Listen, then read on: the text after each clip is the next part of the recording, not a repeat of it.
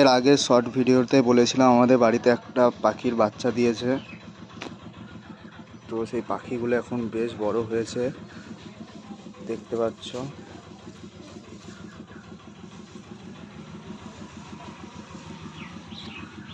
বেশ বড় হয়ে গিয়েছে পাখিগুলো। 3টে পাখি রয়েছে।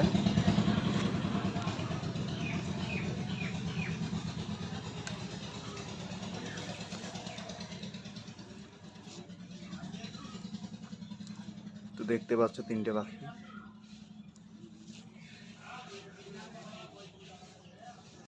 পাখিটাকে হাতে নিয়েছি, দেখো একটা বের করেছি।